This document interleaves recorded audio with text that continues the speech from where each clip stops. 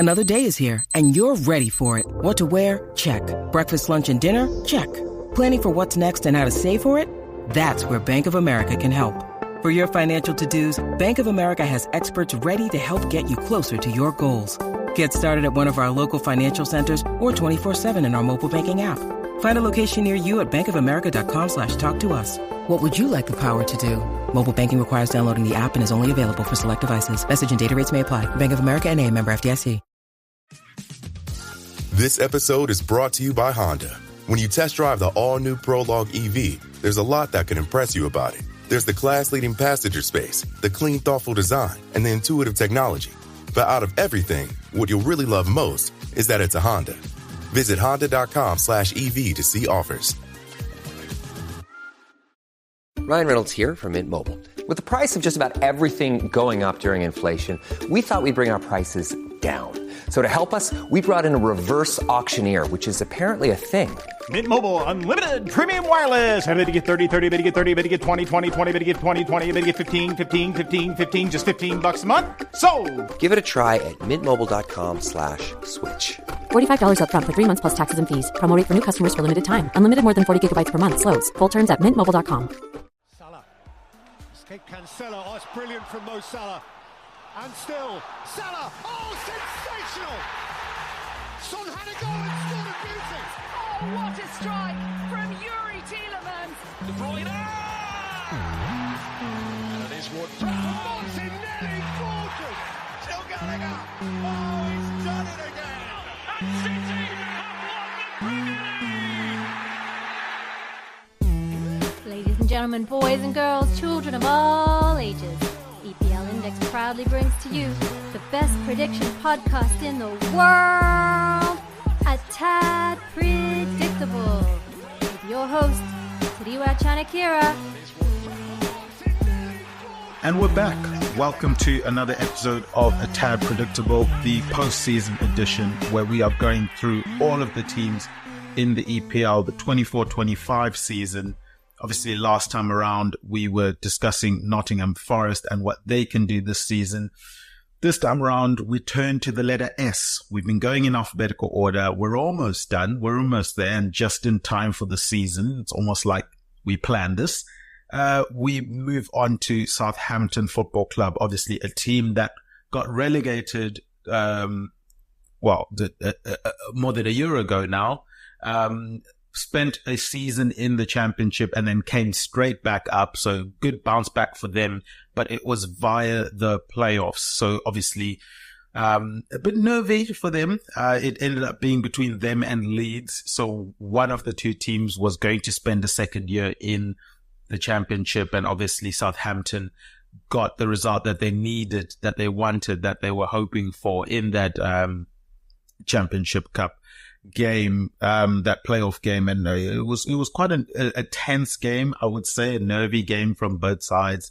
But yeah, as I said, they did just enough, to get by. And I'm sure they're going to be reveling in the fact that 1-0 win was enough to see them come through to the Premier League. So obviously it's a time for them to reset expectations. And, I guess the goal for them is with any club that's coming back into the Premier League or coming to the Premier League for the first time, and it's stay up, do what you can to stay up, and then sort of build from that platform, build from that foundation. If you can get, into that second season, then you can start looking at maybe improving the squad a bit more. You've got maybe a bit more confidence and you're a lot bolder when it comes to transfers, certainly, in terms of what you then do in that second season. We tend to find, unless you're Nottingham Forest that just comes in and just signs players from the get-go. But obviously that was the previous day's podcast. Now we're focusing on Southampton. Last year in the championship, I think, I think it sort of starts before the championship campaign started, doesn't it? Because they obviously get relegated. Their manager gets let go. They're looking for a manager. And on the 21st of June, 2023, they appoint Russell Martin. Obviously, he was coming via Swansea and through MK Dons, where he started his managerial career. And this is a guy who I think quite early on in his playing career, got involved in getting his coaching badges and ensuring that he was up to scratch with all of that. I believe it was when he was 22 years of age when he started studying for the UEFA Pro license. And that was done, I think, in the Scottish FA back in 2019. So very good job by him to make sure he got everything in order. 38 years of age, so relatively young, but we know from recent history that the managers are getting younger and younger. So he's certainly not going to be the youngest manager in the Premier League, but he's in sort of that ballpark of this new age managers where they got their influence from the likes of a Pep Guardiola. I know for him, from a managerial style, he was influenced by Chris Hughton, obviously former Brighton manager, him being from Brighton himself. Daniel Farke at Norwich, where he obviously had some experience in terms of his playing career. And then he mentions Pep Guardiola also as someone that has inspired him. And you can sort of see that in his style of football. So for Southampton, it's a very, very possession heavy football, ball dominant football. And I think that's probably where I want to set the table for what happened last season, what they come into this season with, and sort of, you know, we can go into depth on what happens with all of those things coming, you know, culminating in now being back in the Premier League. Now, I think obviously in the Championship, they were one of the stronger teams, one of the favorites, one of the teams that were expected to be in the conversation for the title, at the very least in the conversation for automatic promotion, and probably a disappointing season if they were in the playoffs and didn't qualify back into the Premier League. But certainly one of those big clubs that was expected to do well in the Championship. And they didn't disappoint from that perspective. I mean, it was a little bit hairy to start off with because, you know, their first 4 games, they did well, you know, 3 wins and a draw there. But then they went on this weird run of about 4 losses in a row, where it's, you know, you start getting maybe a little bit nervous. As I said, the pressure was mounting.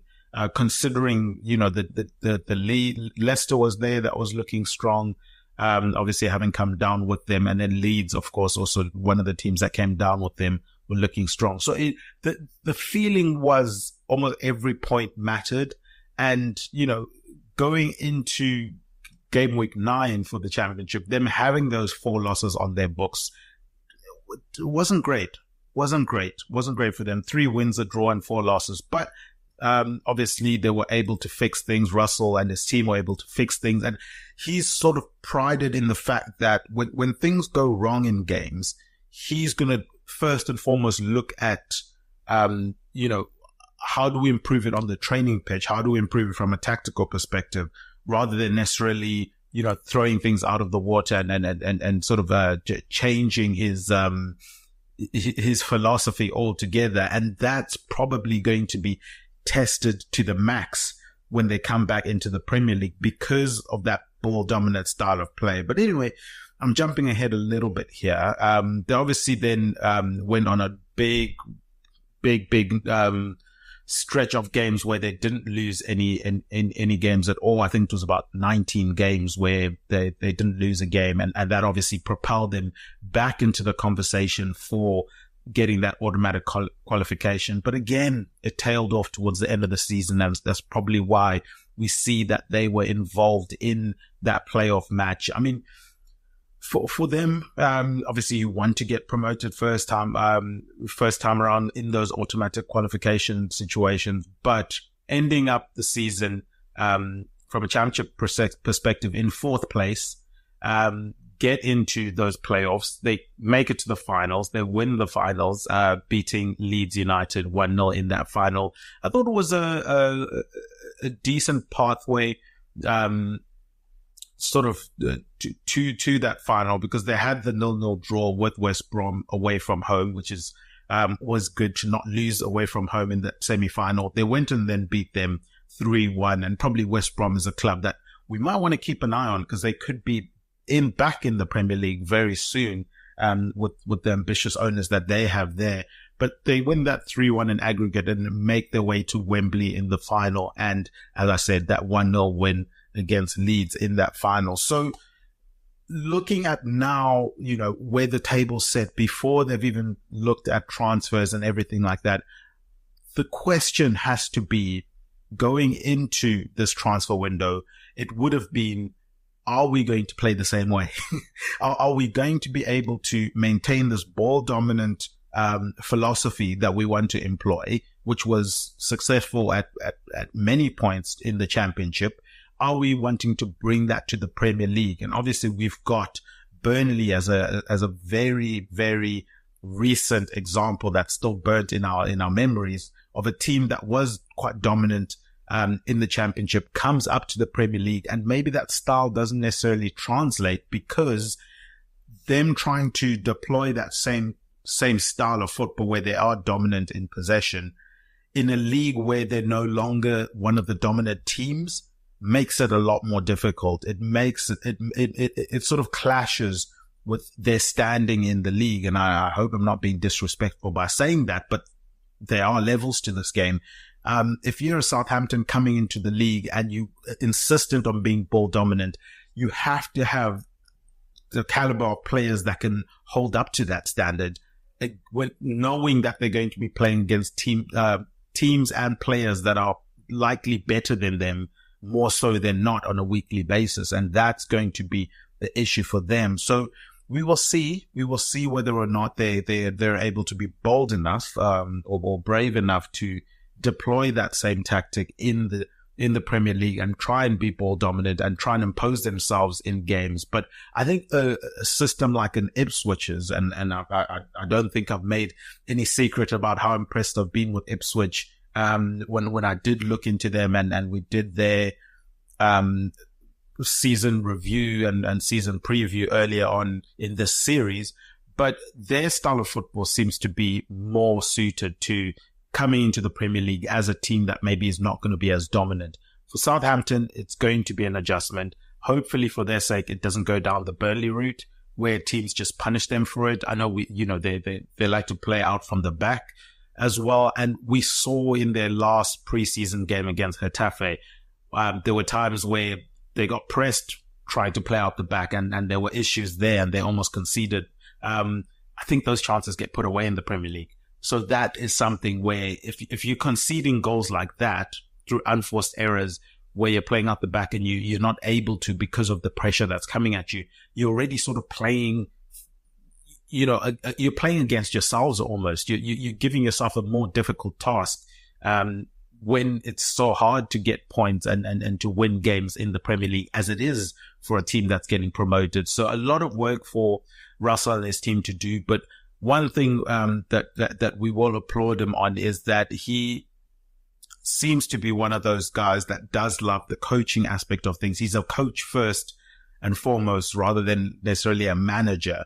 And I'm sure he'll be looking to coach the players up from that perspective. So with that in mind, that context in mind of which approach are you going to go for? Are you going to adapt what brought you to the dance? Or are you going to just go with what you know and sort of back yourselves to go and execute that? Well, after you've decided that, and I'm curious whether to see what the end product is, I think that then influences the summer that you have. It influences the type of players that you're able to sign and want to sign for your team. So maybe there've been hints and indications by the players that they've been going for, the players that they've signed, the way they've played in preseason, of what we can expect from them in the Premier League season. But as we've seen time and time again with the Premier League, especially with teams coming up, is sometimes you have to adjust. You might come in with one idea and you might have to adjust just in order to survive. And we'll see how they navigate that. From speaking to Southampton fans, they seem quite confident. The perception I get from Southampton fans is that they're quite confident that they're going to stay up, and they're quite confident that they're going to surprise a few teams this season. I've heard predictions, obviously the more optimistic ones, going all the way up to 13th is the highest that I've spoken to someone that has predicted that and they're a Southampton fan, they were saying Southampton will finish 13th. That's the most optimistic one I've heard personally to date.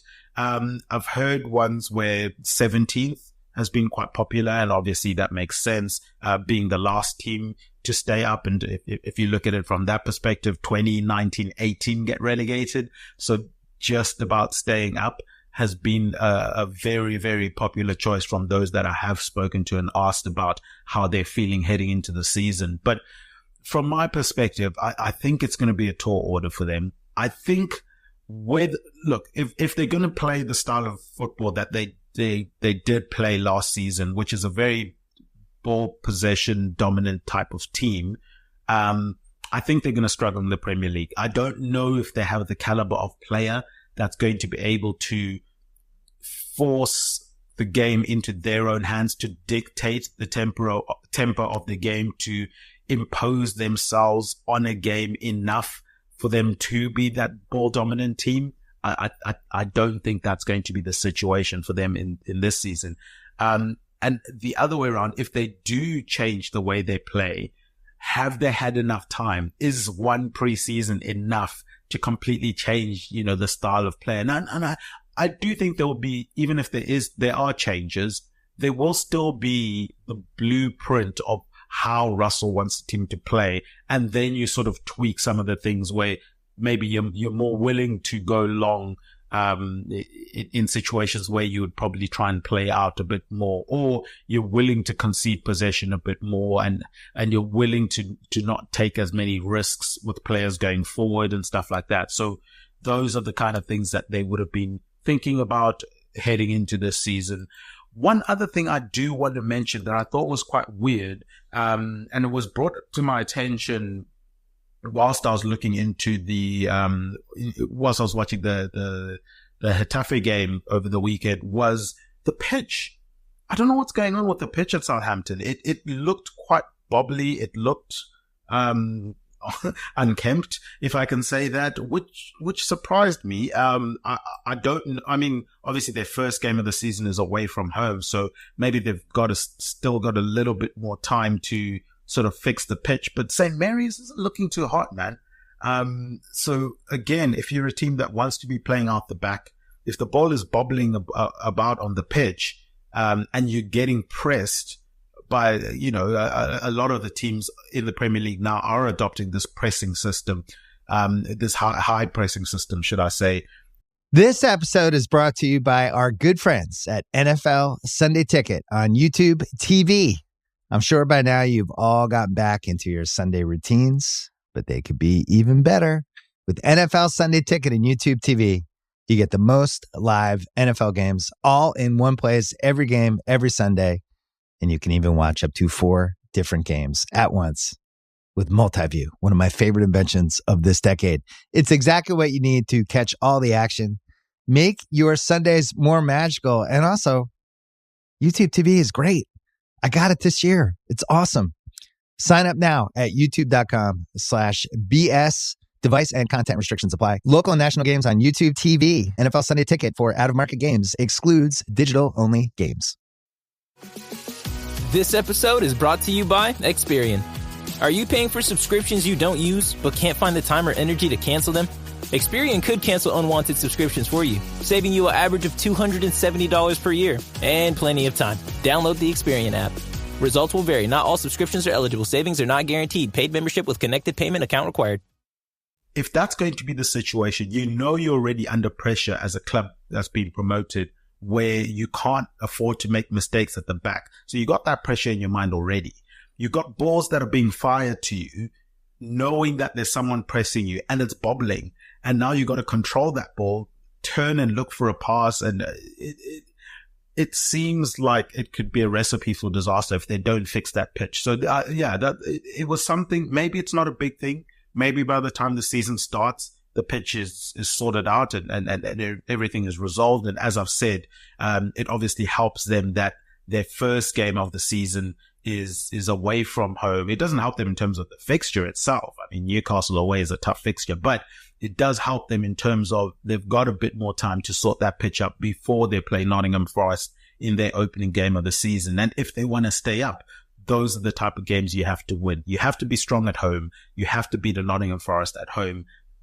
Start piling up some of those points as early as you can. But yeah, I thought that was interesting and one to keep an eye on, and certainly something I'll be speaking about after that Southampton Nottingham Forest game, to just see whether or not they have improved the playing pitch for the season. But yeah, not looking too great from that perspective, in my opinion. But anyway, that's a bit of a side quest there, if I can call it that. But I did feel I needed to mention that because it's something that a team that likes to play out the back probably doesn't want. They want a better pitch than that, just so it makes it slightly easier. As difficult as it is in the Premier League, it makes it slightly easier to be able to play out from the back and play this dominant ball possession style of football, and hopefully for their sake and for the ground staff's sake, they can fix that and address that situation. But yeah, let's kind of look at what they've done then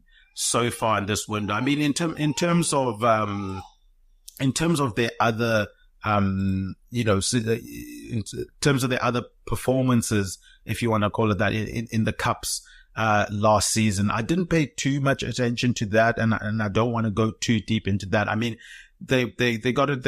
In the Carabao Cup, it was one and done. They came in the first round. They lost in the first round. In the FA Cup, they came in the third round. They lost in the fifth round, I believe. I don't think that was a focus for them. I think the big thing for them was just getting back into the Premier League. And as I said, look, the FA Cup, obviously, they did well, that emphatic 4-0 win against Warsaw. Then they had the replay against Watford after a 1-1 draw away from home. They win 3-0 in that game. And then you come up against a Liverpool in the fifth round. They end up losing 3-0. It's luck of the draw, man. It's unfortunate for them, or an unlucky draw, if you want to call it that. But it's just unfortunate. They met a team that was playing well at the time. It was still that era of, the we're going to win everything, for Klopp as he leaves. That was the era of Liverpool that they were playing at the time, when Liverpool thought they were going to win everything and send Klopp off in a glorious send off. So it was a difficult game. It's at Anfield as well. As I said, the focus was getting back into Premier League. They've done that. They probably would have been disappointed with the Carabao Cup. It was Gillingham that beat them 3-1. It was at Gillingham, but still, I don't think many of their fans will be thinking too much about those cup runs. It was all about getting back into the Premier League. But yeah, as I said, let's move on to sort of how they're looking heading into this season, what they've done so far, if there is anything else that they need to do. We'll start off with obviously what they have heading into the season, and the big news of them having the injury of Gavin Bazunu. He ruptured his Achilles tendon. Not a fun thing to do. Hopefully he has a full recovery, but I don't think we're expecting him until next year at the very earliest, early next year. So obviously well wishes to him. It's a different situation nowadays with the medical improvements that we have seen when it comes to ruptured Achilles tendons. We've seen athletes come back from these situations now more frequently than even a couple of years back. When someone went down with an Achilles tendon injury, those were almost career ending at times. But now we've seen people come back from those. So hopefully his rehab goes well, the surgery went well, and he just comes back and slots in as their number one for what seems to be the foreseeable future. But that leaves them in a tricky situation, because what do you bring in a goalkeeper to? This is the thing. I don't think they can bring in a goalkeeper, or I don't think they want to bring in a goalkeeper that would be better than Bazunu, if that makes sense, because then they're going to have a situation where when Bazunu comes back, do they sell him? It seems like, especially with him renewing his, he joined in 2022, but him having that contract until 2027, it appears as though he is their goalkeeper for the long term. So it's almost like they need a stopgap goalkeeper. And I don't think Scott McCarthy I don't think Alex McCarthy is the answer for them there. We've seen him have his chance at times with Southampton. He's never been able to establish himself as the number one goalkeeper there, and I'm not expecting him to do that over the course of this season. So, and if you look at the positions that I do think they still need to address, in my opinion, the big thing is obviously goalkeeper for the time period when Bazunu is away. Ideally, they probably bring in a goalkeeper for the whole season, and you let Bazunu come back with a more relaxed timeline, and you say, just get ready for next season. Don't worry about rushing back for this season. We're not going to rush things. We're going to get you back up and running by early next year, and then we're going to build you up to get, to start in goal between the posts for us at the start of next season, where you would have had a full preseason and everything. That would be my plan. And obviously that's a utopian world where, you've got a replacement in, you've got cover for the year, and you allow the player to just make sure they're ready and come back when they actually are ready, instead of any rushing them back or anything like that. So that's the Bazunu situation. Alex McCarthy is there. As I mentioned, goalkeeper's a need for me. I don't know if he's good enough to save them enough points, because I think their goalkeeper is going to be asked a lot of questions this season, and is going to need to step up and make some big performances and some big saves throughout the season. So goalkeeper is one for them. I think striker is another one for them. I know Brereton Diaz has come in. He scored a beautiful goal against Lazio.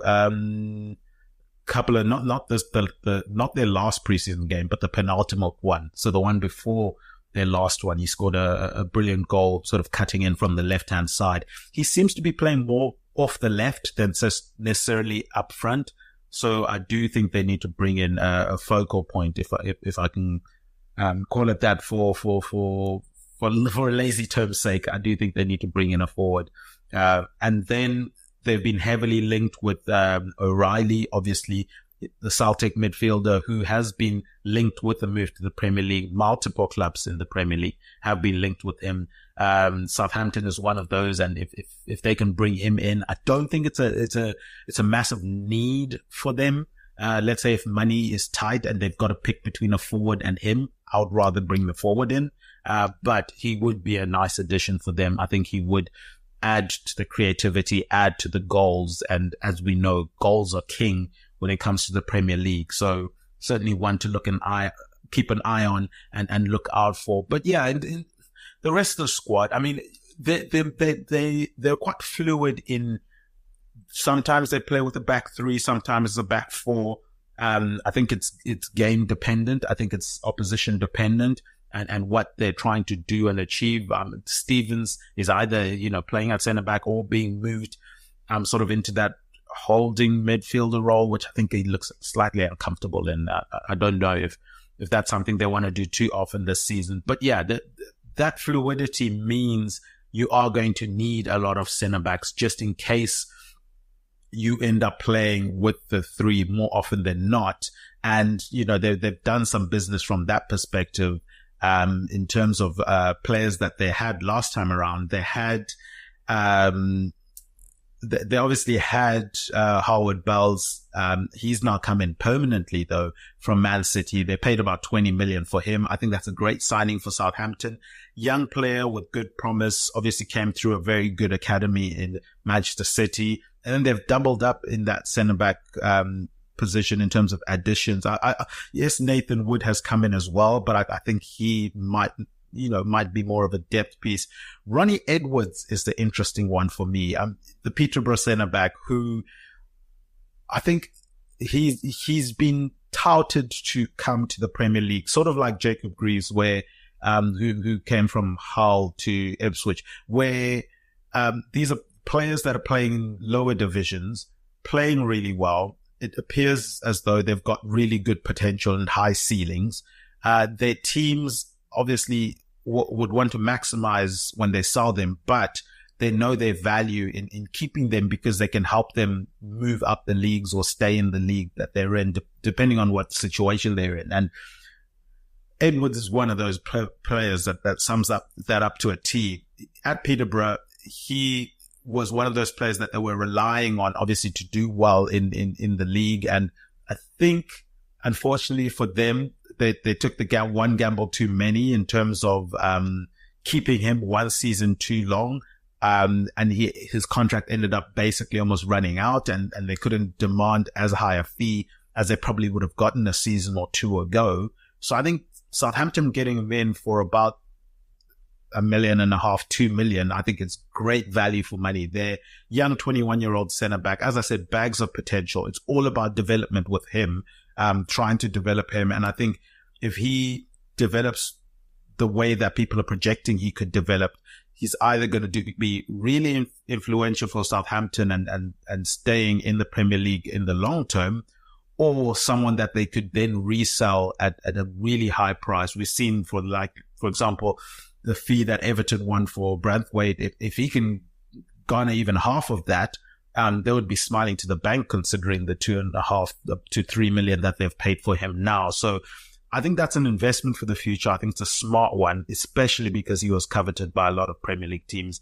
But now it's on Russell Martin and the team to develop him and make him into an asset that, one, helps them on the pitch and then potentially helps them off the pitch as well from a financial perspective in the future. But yeah, those are the sort of the centre back additions that they've done. In terms of the fullbacks, Sugawara came in from Azad Alkmaar. I didn't pay too much attention to him coming in as like a big signing, but I thought he looked impressive against Getafe over the weekend. Obviously, a willing runner up and down the channel, always being an option and looking for space. And he's not shy to ask for the ball and go and get it. You sometimes see fullbacks hiding in games, almost marking themselves out of games, but he seems to be someone that is quite comfortable on the ball and willing to get the ball from players. So he seems like a player that could have some really big upside. They got him for about 5 million from, as I said, Azad Alkmaar. So a smart signing there. And then in terms of, on the other side of the pitch, they brought in Charlie Taylor on a free transfer and then Wellington on a free transfer as well. I think those are just depth pieces for them. Adam Lallana returns to the club. Obviously, he left for Liverpool from Southampton. He went to Brighton recently, and now he's ended up back at his boyhood club, Southampton. He comes in, the 36-year-old. I don't think he's going to have much of an impact. I think it's a token signing. I think it's just a gesture signing. If anything, I think he's going to be more impactful from a coaching perspective than necessarily from a playing perspective. I think with the direction that Southampton are taking, bringing in these young players, I'm going to speak about him now. Flynn Downs, for example. I've mentioned the Howard Bells. I've mentioned Ronnie Edwards. I've mentioned Sugawara. These are all players that are 25 and under. Even Bertrand Diaz is 25 and under, or he's 25, should I say. That's sort of the direction I'd be hoping Southampton are taking, bringing in young, exciting players that they can develop. And then obviously, one, have them impacting their position in the Premier League and on the pitch. And then two, helping them from a financial perspective. I mean, you look back a couple of seasons ago, Southampton were one of those factories that developed a lot of these, players that were coming through and players that are now in some of the big teams in the Premier League. If you want to go way back to the likes of Walcott, you got the Oxlade-Chamberlains in there. As I mentioned, the Lallanas were coming through there. Obviously, Van Dijk came through there. Maybe they didn't develop him, but he certainly came through there. I just think Ward-Prowse, obviously, someone that eventually then left them. I think that Southampton need to get back to that. Bring in young, exciting players, develop them. And then if they stay, great. If they leave, we know we're going to get a really good fee for them. And then we can sort of replenish, the depth of the squad with more exciting young players, and just keep that cycle going. If they can get back to that, that would be really cool for them. But yeah, in terms of this season, I think,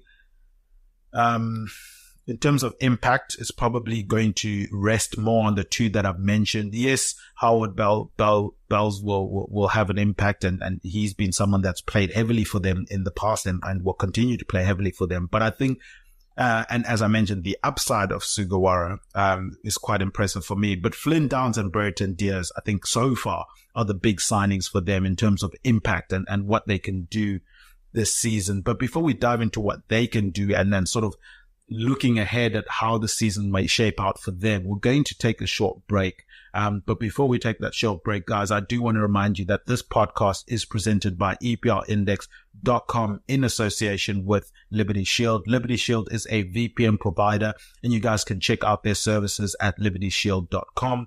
Save with the coupon code EPL25 for 25% off of your router or your software VPN. And I mean, this is the perfect time to be linking up with Liberty Shield. It's the beginning of the season. We know not all the games for Premier League football are showcased in the UK on television. Just sign up, get Liberty Shield, get connected with them. You know you're going to be able to watch any game, anytime. That's live. That's the way I do it. I don't fuss about whether or not the game's being shown on TV or not. I just link up with Liberty Shield. I make sure that that's on. It's on all of my devices at home, whether it's my laptops, my phones, my TV. And that ensures that I can watch every single Premier League game. Obviously, you have features like unlocking geolock content. You can obviously protect your online data with them. You can feel safe when you're using public Wi-Fi, which is always a big thing. Or even if you're traveling and you have been locked out of geolock content, you can always go and sort that out. For example, during the Olympics now, BBC iPlayer had a great Olympic section where you could watch must-see stuff. You could watch live, you could watch replays, you could basically catch any event and every event, especially the exciting ones, through BBC iPlayer. And if you're someone that's obviously a British expat, or you're no longer in the UK and you are locked out of that stuff, you link up with Liberty Shield, you're able to unlock geolock content, and it makes life so much sweeter. As I said, for me, big American sports fan. The NFL is starting soon. Obviously, preseason games have started. It's a hassle trying to find games in the UK at times, but it's not a hassle if you've got Liberty Shield. So we thank them for sponsoring the show, and definitely go and check those guys out. But as I said, we'll come back. We'll talk about the more impactful signings, at least from my perspective, and we'll sort of tie up Southampton in a nice bow, and then we'll leave you guys to that. We'll be right back after this short break. All right, we are back. We're talking Southampton. We've spoken about sort of the playing style, the conflict that they might be having at this moment in time. Hopefully it's not a conflict anymore. Hopefully it's something they resolved at the beginning of preseason. But the conflict of, do they continue that ball possession style of football heading into the Premier League, knowing that maybe in the Championship they would have had better players than the majority of the teams they played, so you can impose yourself with that ball dominant possession style football there. You come to the Premier League, do you face a Burnley situation where your players aren't as talented and you're still trying to execute that game plan, and it's a lot more difficult to impose yourself in games in the Premier League if you're coming up. So that's something they were looking to address. We mentioned some of the young signings that they've made, hoping that they might have an impact this season. But I think the players that should be expected to have an impact this season are Flynn Downs and Brereton Diaz. Ben Brereton Diaz obviously comes via Valencia. He last season had an impact in the Premier League. He struggled at Valencia. Villarreal, sorry. He struggled at Villarreal when he did make that move from Blackburn. He ended up going on loan to Sheffield United in the January window. I believe it was the 5th of January, if I'm not mistaken, where that move was confirmed. And he did quite well, I believe, in the Premier League. He had about 14 games. He scored 6 goals, got an assist there. I think that's pretty decent. And if he can continue that sort of trajectory of goal involvements, I do think that Southampton will be very pleased with bringing him in. And as I said, in terms of a fee, it's not too bad. Look, you can't expect him to be a world beater, but I do think it's a smart signing. I do think he can, as I said, 6 goals in 14 games. If he can keep that sort of trajectory, I think Southampton will be very happy with the 7 odd million that they did spend for him. And as I said, he's not necessarily playing up front. He seems to be playing off of the left and cutting in. He had that goal against Lazio 2 preseason games ago, a really good goal. So hopefully he heads into the season with a bit of confidence, and Southampton will be hoping that he continues that form that he left the Premier League in last season and the form he's sort of leaving preseason with. So yeah, that's in terms of the goals. In terms of the defensive side of things, they brought in Flynn Downs to sort of add a bit more steel and stability from a defensive side of things in midfield. I think that's important for them. I do think they need that kind of all-purpose shielding midfielder behind the players that are going to be going forward, especially if you're going to be playing with the wing backs that are going to be bombing forward from the right and left-hand side. Then you do need that protection for the back 3, or even if they do play that back 4, we know the fullbacks are probably going to be overlapping and going quite high. They need that protection. A player who maybe didn't quite live up to the hype at West Ham, you could argue. There was a lot of talk of him when he was coming up, and he almost seemed to be one of those players who stayed in the academy slightly too long, in my opinion. And you then see him getting more minutes in the first team and you realize, oh no, he's actually 23, 24, and you wonder what's going on there. Well, he's got an opportunity now. Some people are late bloomers. I'm not going to blame him for that. So he's got an opportunity to come in, establish himself as one of the stalwart players for Southampton. And as I said, I think it's a smart signing for them. I think he'll bring an aggression. He'll bring a bit of energy into that midfield that maybe they lost in recent seasons. He had the loan spells, so they know what they're going to be getting from him. In terms of, I mean, they had a whole season of it, and then they were able to keep him.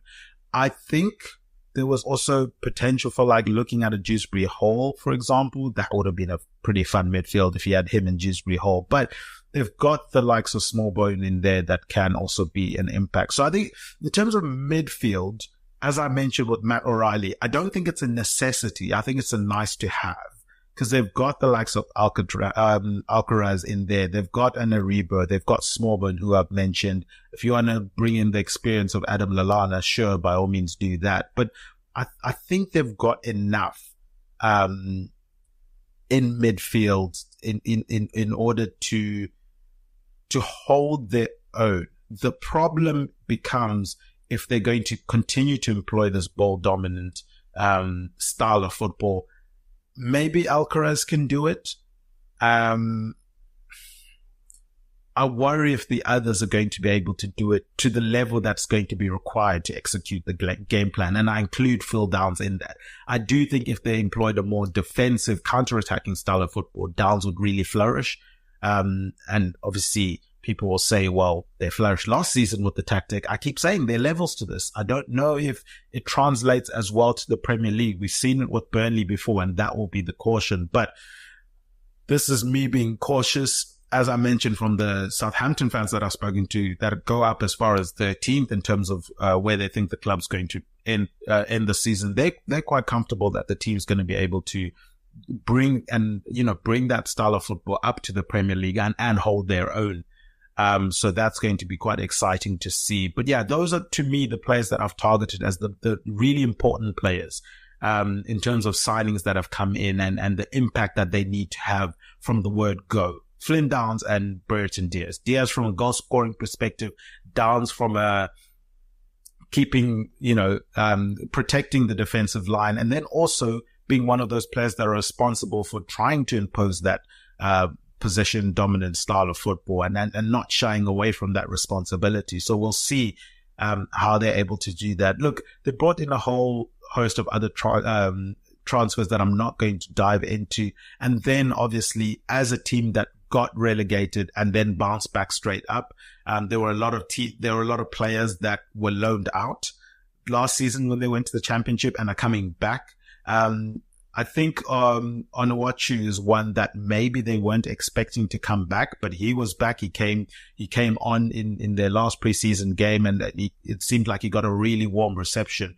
I think he plays better with someone else up front. I don't think he's the focal point that I was talking about earlier. I think him plus a focal point and he plays off that focal point would work a lot better than if you're relying on him to be the focal point. So that's something to keep an eye on. Obviously the likes of Dush Kaleta-Kar, who were on loan at Lyon. The loan ended, but Lyon were able to then secure his signature. So he leaves. Big loss for them in Shea Adams, in my opinion. He joins Torino. And this is part of the reason why they need to bring in the focal point, because Shea Adams is probably someone that then offered that. I know he was a lot more mobile than a traditional, focal point, but he was someone that, it centralized everything from an attacking perspective, and they need to replace that. In terms of current players from an offensive perspective, I'll say it because this is a prediction I was given. I'm not confident in it. I don't endorse it. I don't see how it happens because I've not seen it yet, but I'm happy to be proved wrong. But, I have a Southampton friend who is very confident that Adam Armstrong is going to have a big season. So take it, for what it's worth. There's big hype there from at least one Southampton fan that Adam Armstrong is going to have a big season in the Premier League. But as I said, for me, I would rather be late on that. I'd rather be late on that than try and be early on that and say that, he's going to have a big impact for them, in this coming season. But hey, if he does, that would be really, really useful for them, because looking at last season in the championship, he played 46 games, which is good. He had 21 goals and 13 assists. If he can bring anything close to that, even half that, if he can score 11 goals this season and 6-7 assists, I think that would do them a world of good. But as I said, I'm yet to be proven wrong on Adam Armstrong and my thoughts on him. I do think he's a great championship player, but not a Premier League level player. And you get players like that who you put them in the championship and they play phenomenally well. And they're you think they're world beaters. They get to the Premier League and it's just one step too far. If there was a league in between the championship and the Premier League, maybe that's his level.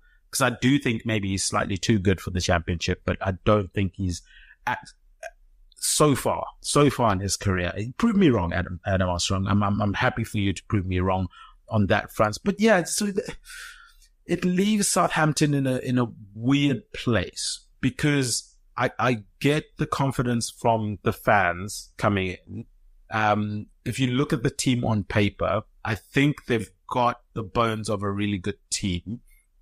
I think they've got stability in a lot of positions. I think the worry for me, as I mentioned, goalkeeper's a huge worry, because I don't think McCarthy cuts it.